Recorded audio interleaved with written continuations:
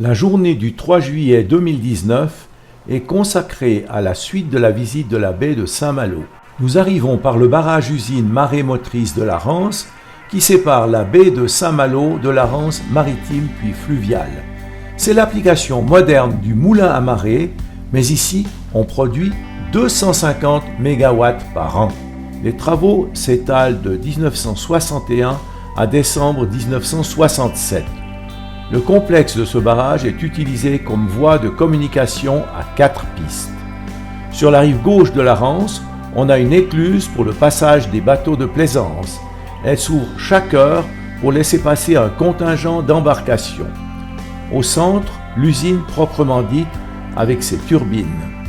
Sur la rive droite, un barrage mobile assurant un débit variable selon les circonstances. Entre les deux, une digue morte, zone d'enrochement pour assurer la sécurité du barrage. À côté de l'écluse, le bâtiment administratif. En profondeur dans le mur du barrage sont installées 24 turbines capables de fonctionner dans les deux sens, soit en marée montante et descendante. En marée montante, l'eau va de la mer vers la Rance maritime avec un débit variable selon la différence de niveau. Cela fait tourner les hélices qui actionnent les turbines et produisent de l'électricité. En marée descendante, le courant s'inverse, l'eau repartant vers la mer, mais il y a le même effet sur le couple hélice-turbine vu que les pales des hélices sont orientables. Lors de notre passage sur le barrage, on est à marée haute. On voit ici la machinerie des turbines. Sur la droite, le bassin de retenue du barrage. La ville de Saint-Malo a été pratiquement détruite pendant la Deuxième Guerre par les bombardements allemands, sauf peut-être les remparts de 1,2 km de longueur. On est ici sur la chaussée du Sillon qui va jusqu'au château que l'on aperçoit au loin. Les gros pieux que l'on voit en bordure de mer, appelés brise-lames, servent à casser les vagues qui, déferlant lors des tempêtes, peuvent atteindre le premier, voire parfois le deuxième étage des maisons.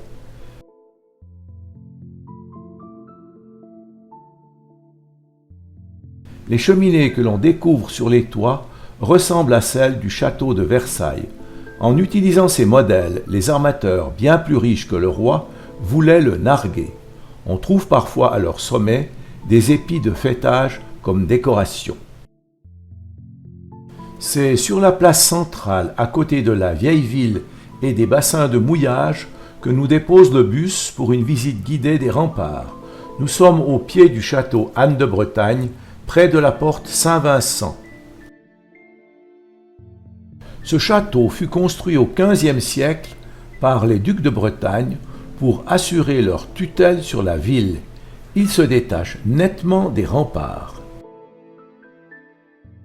Pour mieux se repérer, voici sous licence de documentation libre GNU Paname 4 une vue des remparts à mer basse.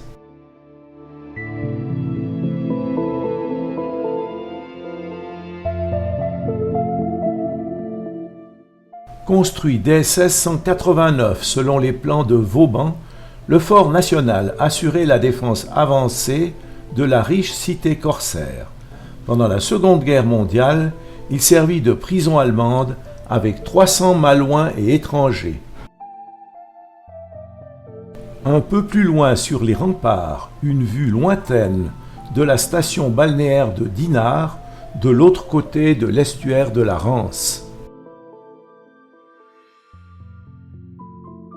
Sur l'esplanade en face de la tour Bidouane, la statue de Robert Surcouf, capitaine corsaire, l'ennemi public de la flotte anglaise marchande et militaire.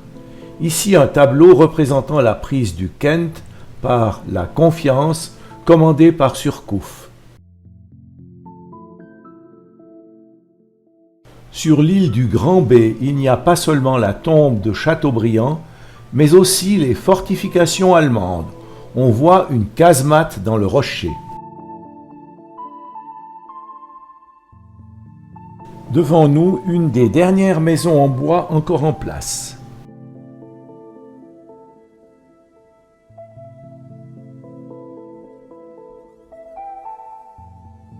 L'Étoile du Roi fut construite en Turquie à Marmaris en 1996 pour une série télévisée britannique Hornblower.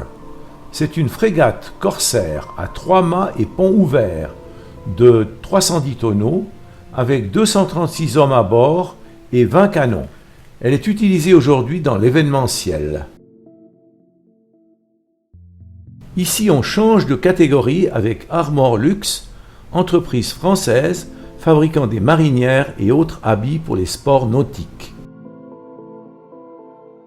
Le Français est un 3 mâts à coque de bois construit au Danemark en 1948, rénové en 1983. C'est la réplique du Français de la première expédition Charcot en 1903.